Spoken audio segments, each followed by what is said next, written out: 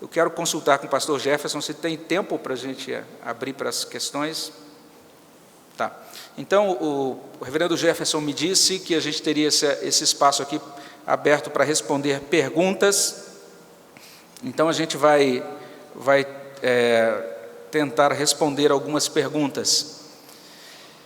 Antes de eu abrir aqui para você fazer suas perguntas, eu queria abrir para uma pergunta que foi feita ontem, e a minha idade avançada é terrível, né? Eu não me lembro exatamente quem fez, então vou pedir, se possível, para o nosso irmão que fez a pergunta ontem, que ficou pendente para hoje, que refaça, por gentileza. Sim. Irmão Marcos, né? Presbítero Marcos. Isso.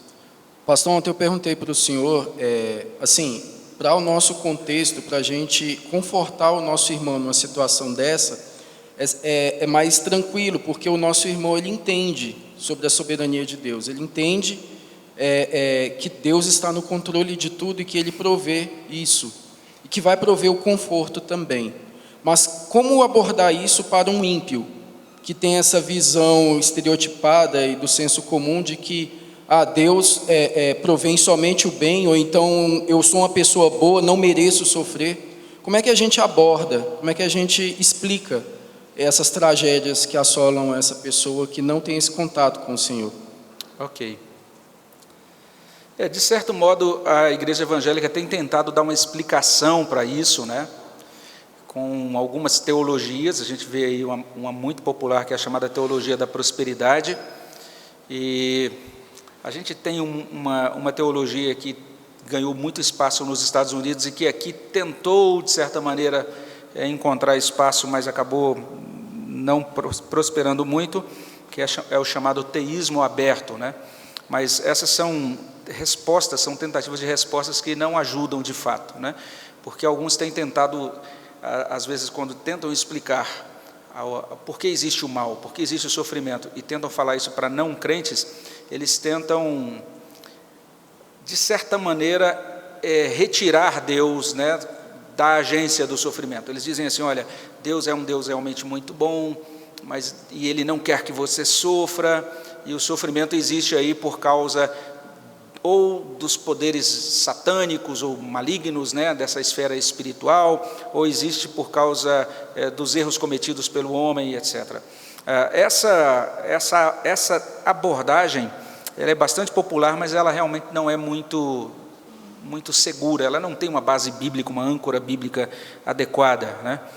Outras pessoas tentam resolver isso por meio de uso da apologética. Então eles estudam, fazem cursos de apologética, né? A apologética é essa área de estudos de defesa da fé, e tem uma área muito específica da apologética que aborda o que é chamado de teodiceia. A teodiceia é essa doutrina que tenta conciliar a bondade e a onipotência de Deus com a existência do mal no mundo. Então nós temos alguns irmãos cristãos, evangélicos, reformados inclusive, que tentam produzir uma resposta mais filosófica e mais racional para essa questão. E eu respeito todos esses que fazem uso da apologética evidencialista ou desses argumentos racionais para tentar explicar isso. Mas eu creio cada vez mais o seguinte, é que a pessoa só é convencida de fato de que Deus é um Deus bom, a despeito de todo sofrimento, se a graça de Deus operar no coração dela. É a minha convicção. O máximo que a gente pode oferecer são as respostas bíblicas mesmo. E a minha proposição, cada vez que alguém chegar para você e perguntar por que o sofrimento existe, como é que pode haver um Deus bom se há sofrimento, eu acho que o ideal é a gente responder isso usando aquele tripé da Escritura mesmo, que é o tripé da criação, queda e redenção, né? Então explicar isso, que Deus, quando criou um mundo perfeito, criou um mundo sem sofrimento, criou um mundo onde o homem não tinha essa experiência de morte, nem de dor, não é? Mas que por causa da desobediência de Adão, por causa da queda, então agora a gente tem essas coisas que se desdobram, né? A gente tem o sofrimento que já se entrelaça com a vida cotidiana, até o trabalho agora já é feito com o suor do rosto, já deixa de ser aquela coisa agradável, não é? Até o fato de você ter filhos e criar filhos se torna agora uma coisa dolorosa, como a gente encontra no relato ali de Gênesis 3. E a vida toda agora que se desdobra a partir da queda é uma vida marcada por imperfeições e por enfermidade e por todo tipo de sofrimento.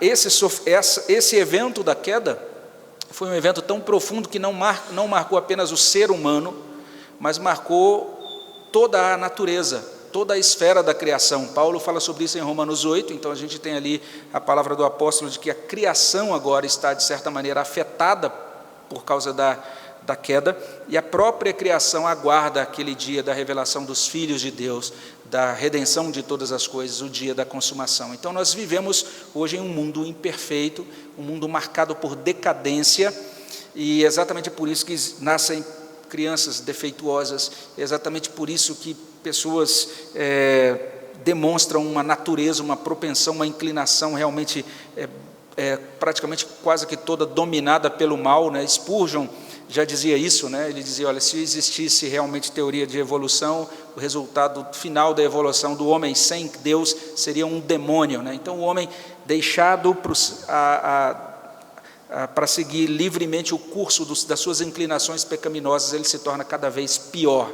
E alguns talvez tenham assistido aquele filme Coringa, que é assustador no final. Você fala, olha o que acontece com o ser humano quando é deixado para realmente seguir o curso das suas inclinações malignas. Então, por causa da queda, a gente tem isso, a gente tem maldade, a gente tem perversão, a gente tem crueldade, né? A gente tem, enfim, todas essas coisas terríveis que acontecem, e é por causa da queda que a gente tem também esses fenômenos naturais hoje, que mostram esse mundo que a própria natureza, às vezes, parece que entra em convulsão e produz essas grandes catástrofes, não é? Como tsunamis, terremotos e outras coisas que trazem sofrimento e dor, que destroem países, que dizimam muitas vidas.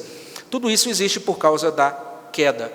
Mas a Bíblia diz que existe uma redenção. Então, Deus amou esse mundo, Ele providenciou uma redenção para indivíduos, Ele está formando um povo redimido, e Ele, na verdade, tem em vista uma terra redimida, não é?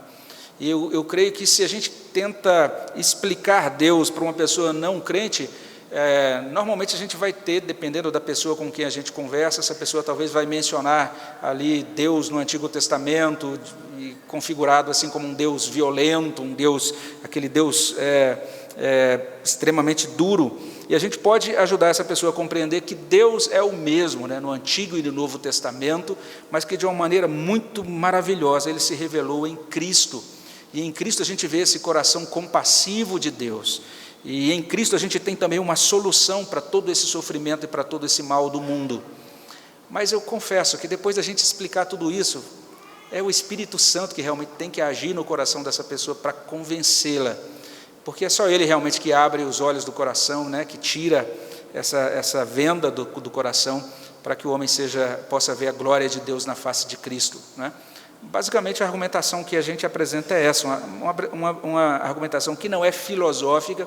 Eu não uso muitas ferramentas da apologética, mas basicamente essas ferramentas que a gente chama de ferramentas da cosmovisão bíblica, criação, queda e redenção, mostrando que esse sofrimento que existe hoje, ele vai passar, e vai haver um dia que a gente vai habitar num novo céu e nova terra, redimidos, onde para aqueles que amam a Deus, o sofrimento passará. Aqueles que rejeitam a Deus já têm que receber essa informação com muita honestidade também, que o sofrimento para aqueles que rejeitam Cristo, o sofrimento hoje é uma espécie de avant-première, de degustação para o sofrimento eterno que eles terão se não se converterem antes de morrerem. Então é um grande motivador para a gente evangelizar e chamar as pessoas para crerem em Cristo enquanto há tempo, mas esta é a grande palavra do Evangelho para o crente. O sofrimento para o crente tem fim, ele é passageiro, tá? Então não sei se respondi, mas é isso.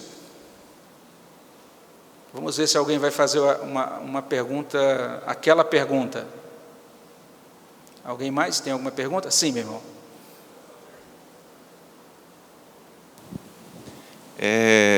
no decorrer do livro de Jó, eu não quero me adiantar, mas no decorrer do livro de Jó, ele se queixa de Deus, né? E do sofrimento que ele está passando. Tanto é que ele é repreendido por um dos seus amigos, né, Eliú, e é repreendido por Deus também. E Jó aprende com isso, aprende com o sofrimento. Eu posso dizer que na vida do crente, às vezes o sofrimento é necessário para a correção, embora nós muitas vezes hajamos como Jó, ao falar, poxa, eu não mereço isso, por que comigo? Mas nós sabemos que Deus tem um propósito e Deus corrige as nossas vidas através do sofrimento.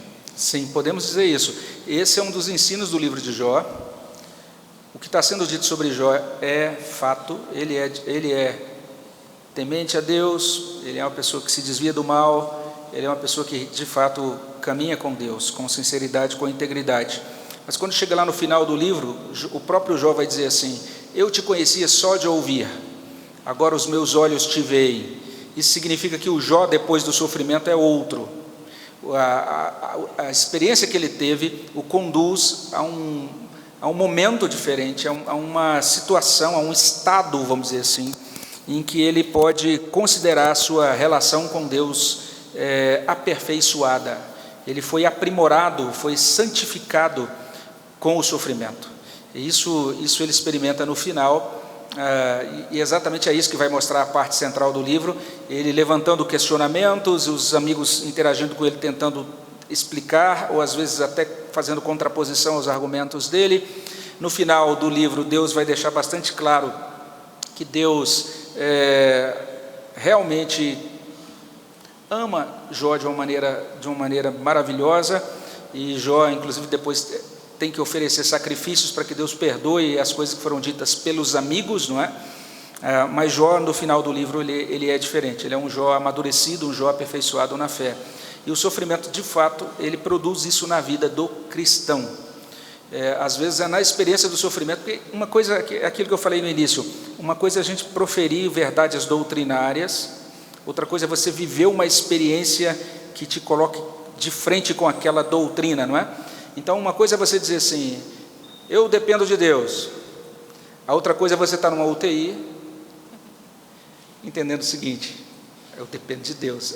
Essa é a verdade, eu dependo de Deus. Se você estiver numa UTI, vai ressoar no seu coração, diferente do que você, com saúde plena e com tudo muito bom na sua vida, participando de uma escola dominical, né? Então, essa experiência produz aperfeiçoamento no crente.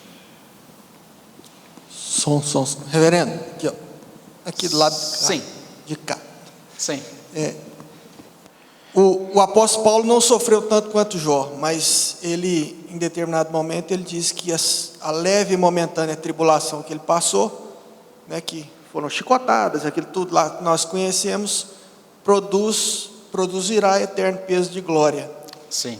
Então, a questão do galardão, eu gostaria que o reverendo, não sei se eu adianto que o reverendo vai falar de noite, mas se for, o senhor não fala, mas assim, falasse um pouquinho, né? Porque esse pessoal sofre, a gente sofre aqui e a gente cresce aqui, mas além disso tem a questão da recompensa que um dia nos vai alcançar. Sim. Paulo, ele chega ao ponto de dizer que o que ele traz no corpo são as marcas de Cristo. E na teologia de Paulo parece que fica claro que ele entende que existe uma medida de sofrimento para cada crente. Então, se você é crente, Deus preparou uma medida de sofrimento para você. Aí você fala, agora eu nem venho no culto da noite. Agora piorou de vez, né? Mas parece que é isso que Paulo coloca. E a ideia é que isso, a gente suporte isso, e Deus, aqui ligando com a pergunta anterior, isso é dado a nós para que nós sejamos assemelhados a Cristo, e isso produz em nós, então, é daí essa ideia de peso de glória, não é? Então, a teologia do Novo Testamento, a teologia desde o início da Bíblia inteira, mas isso fica mais claro no Novo Testamento, é que você tem essas duas etapas, né? Parece que foi isso que Satanás tentou apresentar, o atalho para Cristo, quando Satanás disse, olha, você pode agora me adorar, eu te dou tudo aqui, se você prostrado me adorar, mas Cristo disse não, né? Existe, na verdade, o seguinte processo: primeiro cruz, depois glória. Foi assim com Jesus, ele passou pela cruz, depois ressurreição e glória. E ele, quando chama para o discipulado, ele diz: aquele que quiser vir após mim, tem que negar a si mesmo, tomar a sua cruz e me seguir. Está falando aí do custo do discipulado, mas especialmente as cartas do Novo Testamento vão chamar a atenção para isso, que esses que agora assumem o custo do discipulado, eles vão passar por sofrimento, e isso é fundamental para que eles participem também da glória. A gente é coparticipante de Cristo, dos sofrimentos de Cristo em determinada medida, no sentido de que existe uma medida de sofrimento para cada um de nós, e nós somos coparticipantes da glória de Cristo. E a gente pode, inclusive, quando passa pelo sofrimento, entender isso. Cristo passou pelo sofrimento e depois experimentou glória, nós passamos pelo sofrimento e experimentaremos glória. A doutrina dos galardões aparece principalmente em 1 Coríntios 3, e ali a gente tem principalmente uma ênfase no fazer, no trabalhar, né? Paulo está falando sobre, fazendo aquela comparação, dizendo que ele plantou, Apolo regou, né? O crescimento veio de Deus, daí ele expõe a doutrina dos galardões, e parece que ele está dizendo aí, ele vai colocando isso para a gente: se aquilo que a gente edifica sobre o fundamento que é Cristo, é palha ou ouro, isso vai aparecer então naquele último dia, e aquele que edificar sobre Cristo, e aquilo que ele edificou, passar por esse teste de fogo, esse receberá galardão. Essa é a ideia de Paulo lá. Então parece isso, que algumas pessoas, essas pessoas que dão um testemunho firmado em Cristo, que são de fato uma bênção, e eu tenho experimentado isso, tenho visto situação de enfermos que a gente visita, e a gente vai lá visitar o enfermo para consolar o enfermo, e a gente sai consolado, né? Eles são um verdadeiro exemplo e modelo de fé para a gente.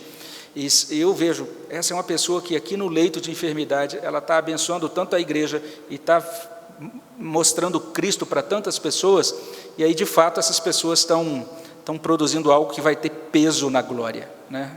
A gente sabe que, por isso que eu falei, o sofrimento aqui, ele é passageiro, a gente tem essa esperança de glória, e isso é o diferencial do cristão, né?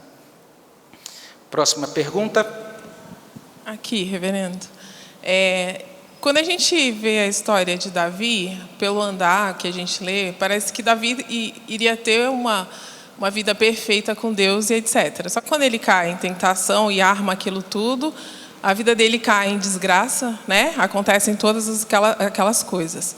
E, naturalmente, há muitos crentes que, às vezes, quando vê sofrimento, começam a apontar: você está pagando pelo pecado, etc. E aí o senhor falou agora que cada crente tem a porção de sofrimento reservado para si.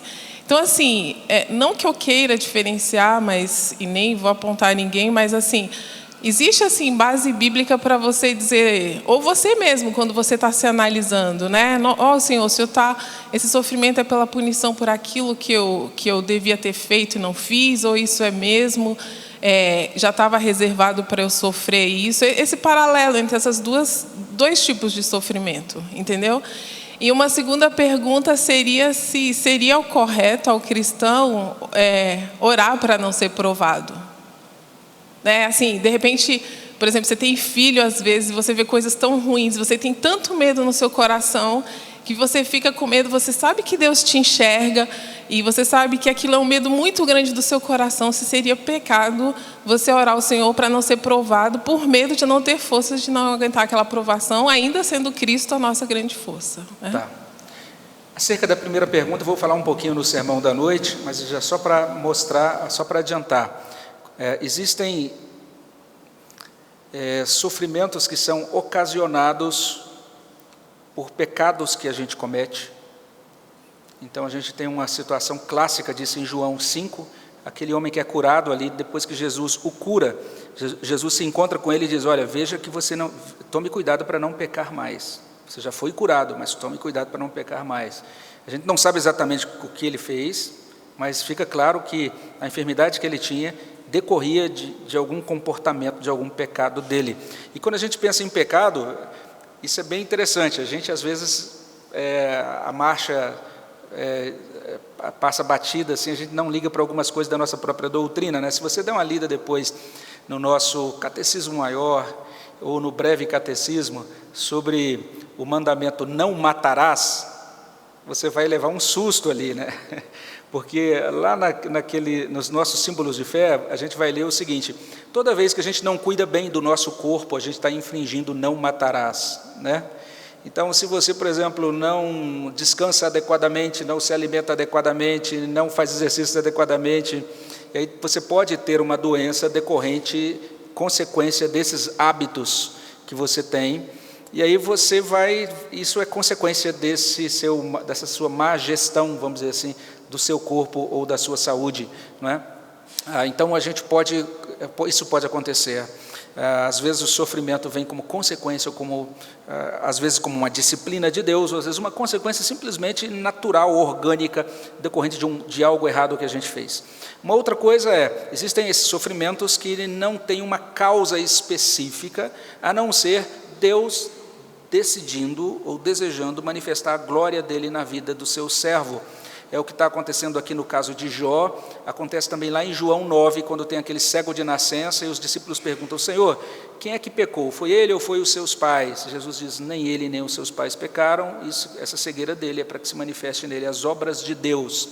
É o caso de Jó também, a gente entende que Jó se enquadra nessa categoria. Então a gente tem esses dois tipos de sofrimento. A gente não sabe, às vezes, diferenciar bem um do outro. Às vezes se misturam, não é tão simples assim. Parece que esse foi o grande problema dos amigos de Jó. Eles chegaram dizendo: nós sabemos a resposta. Jó, nós entendemos aqui por que você está sofrendo. E aí, cada vez que eles vão tentando dar respostas, vai ficando pior, não é? No final das contas, o livro vai conduzir uma direção que, de certa maneira, Jó vai nos recomendar. Por exemplo, se você visita uma pessoa enferma, alguém que está sofrendo, Jó está dizendo, o livro de Jó, de modo geral, está nos recomendando o seguinte: tome cuidado para não chegar lá dizendo que você sabe o motivo do sofrimento. Isso está acontecendo porque eu já te falei, no passado você tinha que ter feito isso não fez, agora está aí, tome-lhe. Agora vou fazer uma oração. Aí você termina a visita assim. Foi a visita mais cruel do mundo. Você tratou a pessoa super mal, pré-julgou sem conhecer todos os fatos, e aí deu no final uma roupagem devocional, mas foi péssimo. Então a gente às vezes não sabe o motivo exato. Porque a gente não sabe exatamente tudo o que se passa nos bastidores e todas as nuances que estão relacionadas ao sofrimento, a Bíblia nos recomenda a orar todos os dias dizendo: Senhor, não nos deixes cair em tentação, mas livra-nos do mal. Os salmos são cheios de oração pedindo: Senhor, basicamente os salmistas muitas vezes se dirigem a Deus dizendo: Senhor, me protege, me guarde, me livre do mal e do sofrimento. É importante você entender isso. O cristianismo em nenhum momento nos ensina a buscar o sofrimento, nem a amar o sofrimento, nem dizer: nós somos cristãos, gostamos de sofrer. O cristianismo não é masoquismo, não é isso. O cristianismo simplesmente nos informa de que enquanto estamos nessa vida, o sofrimento pode nos alcançar. E se ele nos alcança, nós devemos responder a ele de uma maneira cristã. Mas o tempo todo, não é de maneira nenhuma pecado a gente orar pedindo que Deus nos poupe do sofrimento, e nem que Deus poupe nossos filhos ou nossa família, ou que Deus guarde nossos parentes naquela viagem que será feita, ou na nova fase de vida deles. Pelo contrário, nós somos instados, somos instigados a orar, né, para que Deus realmente nos proteja, nos guarde. E é isso, como a gente falou ali sobre o hino 61, se a gente orar para Deus nos guardar, e naquele dia acontecer algo que a gente considera ruim, desagradável, que traga sofrimento, o crente ele vai conseguir ver nisso que aconteceu, vai conseguir ver isso que aconteceu da seguinte maneira: olha, eu orei para Deus me guardar, aconteceu isso, significa que Ele me guardou de algum modo. Talvez tivesse acontecido até algo pior, mas a gente sempre é orientado e motivado para orar e pedir a Deus que nos guarde e nos protege. De maneira nenhuma é pecado pedir que Deus nos guarde da provação, tá? Mais alguma pergunta? Sim.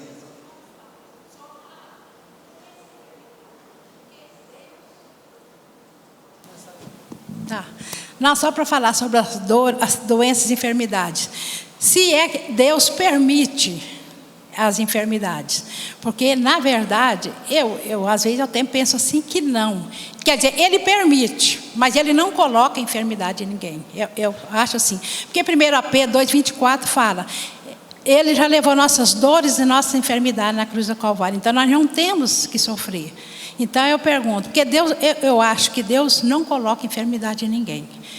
Mas tem a permissão, Ele permite. Então, essa é uma questão, essa é uma sabe, questão que tem a ver com a doutrina da providência de Deus. Então, isso tem ligação com uma doutrina muito especial, que é chamada doutrina da providência de Deus. E a doutrina da providência de Deus é uma doutrina muito importante. E quando a gente olha, por exemplo, os nossos documentos de doutrinação, né, especialmente a confissão de fé, breve catecismo, catecismo maior, algumas pessoas levam um susto, porque essa doutrina é ensinada já no iniciozinho dos catecismos, né? Então você está ensinando uma pessoa sobre os primeiros passos da fé e ela já vai ser apresentada essa doutrina logo de início. A doutrina da providência de Deus, ela nos ajuda a corrigir isso. E por quê? Porque ela é bem bíblica em algumas coisas. Vamos olhar, por exemplo, agora, não sei se você pode abrir a sua Bíblia aí, alguns já estão aí meio preocupados com o horário, mas abra aí em Isaías 45, por favor. E a gente vê em Isaías 45 um texto que realmente deveria chamar a nossa atenção, porque a gente sempre cita, e agora mesmo na pregação eu mencionei Isaías 53:4, né? Que é esse texto citado depois por Pedro, que Cristo levou as nossas enfermidades, né? Então a gente pega esse texto e diz, se Cristo levou, significa que Deus agora não tem essa intenção de dar enfermidade. Mas olha só o que diz também o livro de Isaías, capítulo 45, verso 7. Alguém pode ler?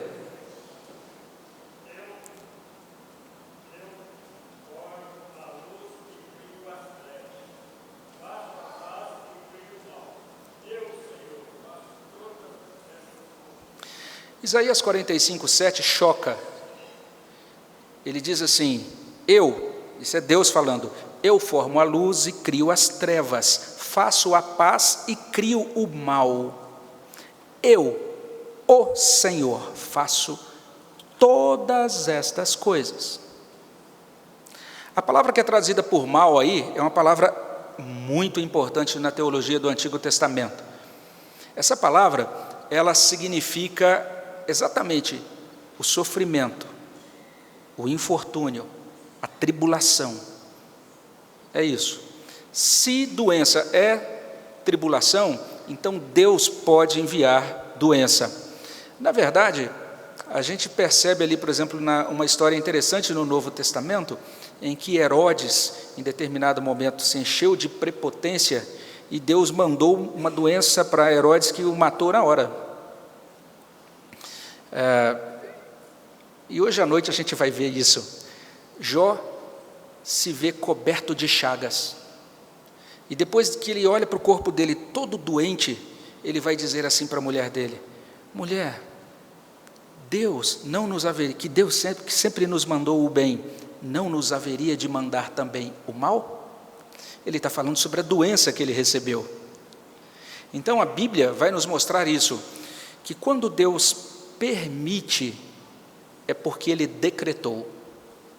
Isso está dentro do plano dele, isso tinha que acontecer.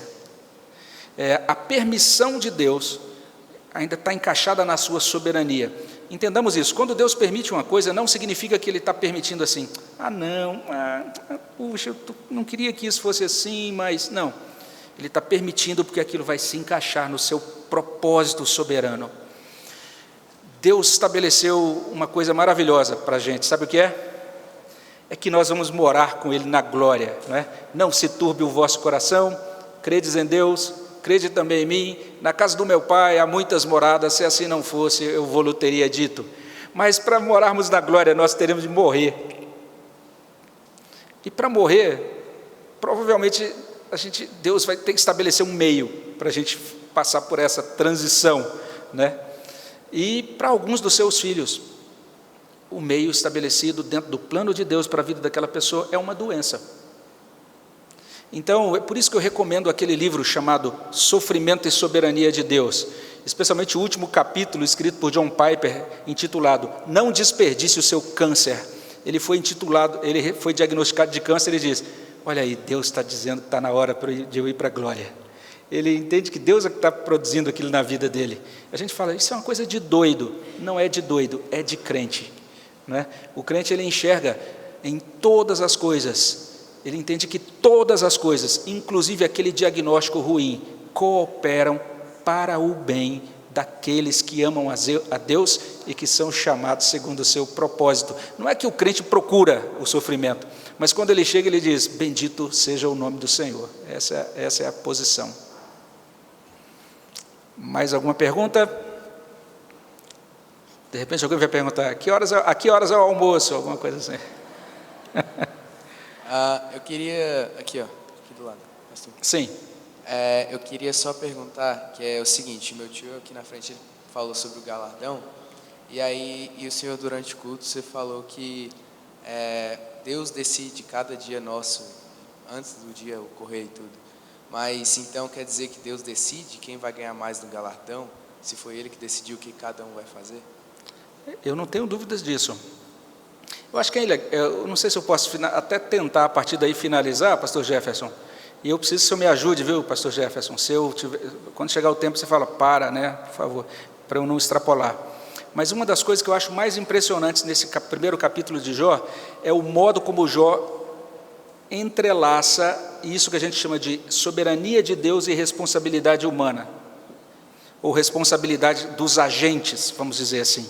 Porque aqui em Jó nós temos Deus, temos um outro agente que é Satanás, que é um anjo caído, e temos os sabeus, os caldeus, e depois temos, além da família de Jó e os servos dele, o próprio Jó. Não sei, é impressionante como soberania de Deus e responsabilidade dos agentes, a responsabilidade dos anjos e homens é mostrada aqui em Jó. Preste atenção nisso. Quem foi responsável pela morte dos servos de Jó, conforme o texto? Foram os sabeus, foram os caldeus. Eles fizeram ciladas, atacaram os rebanhos de Jó, mataram os servos. Ok? Isso está claro, irmãos? Sim, foram eles. Eles transgrediram o mandamento: não matarás e não furtarás. Certo? Roubaram o rebanho, mataram os servos. No dia do juízo final, eles serão condenados porque roubaram e mataram. Então, o ser humano é completamente responsável diante de Deus pelo mal que pratica nessa vida. Entenderam até esse ponto? Ok. Mas Satanás também agiu, porque Deus disse assim: olha, coloca sua mão sobre ele, só não toca na vida dele. Significa que quando os sabeus e os caldeus agiram, eles agiram instigados por quem? Por Satanás. Ok. No dia do juízo, Satanás será lançado no lago de fogo e enxofre, por todas as suas maldades. Ele é responsabilizado moralmente por todo o mal que ele realiza dentro da história. Tudo bem? Ok. Mas entenda, tudo isso que está acontecendo, inclusive toda essa maldade que está acontecendo debaixo do comando de Deus. De modo que Jó diz: o Senhor deu, o Senhor tomou, bendito seja o nome do Senhor. Deus é soberano sobre todas as coisas, mas Ele é soberano sobre todas essas coisas que estão acontecendo, sem que Ele, Deus, seja autor do pecado, sem que Ele, Deus, seja autor do mal. Sabe o que Ele está fazendo? Ele está simplesmente dando corda a Satanás, para Satanás fazer o que quer. E quando Satanás faz o que quer, ele faz as maldades que ele faz. E depois Deus dá corda aos sabeus e aos caldeus, para que eles então sigam as inclinações do seu coração e façam o que eles querem fazer. É isso. Por isso que os agentes são responsabilizados. Eles escolheram, em determinado momento, eles disseram: no dia tal, no local tal, naquela esquina ali, sei lá, do lado da montanha, nós vamos fazer essa emboscada para os servos de Jó e vamos matá-los e vamos tomar o rebanho. Eles são responsabilizados. Então, o que é em que nós devemos crer como presbiterianos? Na soberania de Deus ou na responsabilidade dos homens? Nós pregamos as duas coisas. Nós afirmamos o tempo todo que cada um de nós é estabelecido como gestor da sua vida, e cada um de nós vai responder diante de Deus, e inclusive agora mesmo nós já muitas vezes temos algumas consequências temporais pelas coisas que fazemos. Se eu passo por um radar acima da velocidade, vai chegar uma multa lá na minha casa, né? Depois não adianta eu dizer: foi o inimigo que me fez passar em alta velocidade. Não, rapaz, foi você que ultrapassou a velocidade, né? Então a responsabilidade é minha nesse caso. É por isso que os homens são responsáveis criminalmente, civilmente e também moralmente, espiritualmente diante de Deus. Mas Deus é soberano sobre todas as coisas, Ele usa todos esses agentes. E aí 2 exemplos apenas para finalizar isso, para a gente entender isso. Um primeiro exemplo é o exemplo de Judas, que Jesus Cristo precisava morrer, precisava ser crucificado. E para isso Judas o traiu. Aquele curso de ação era necessário para que Jesus chegasse até a cruz. Então cumpriu-se no final das contas o plano perfeito de Deus, que já havia decretado que Cristo morreria para nos salvar dos nossos pecados. Mas quando Jesus fala sobre o traidor, ele diz: ai daquele que me trair, o que trair o Filho do Homem, entende? Judas, ele seria responsabilizado, porque Judas agiu conforme a sua ambição, o seu desejo de receber as 30 moedas. A gente pode até dizer que Judas estava muito chateado com Cristo por algumas coisas, estava meio decepcionado com o Senhor, e daí ele traiu o Senhor.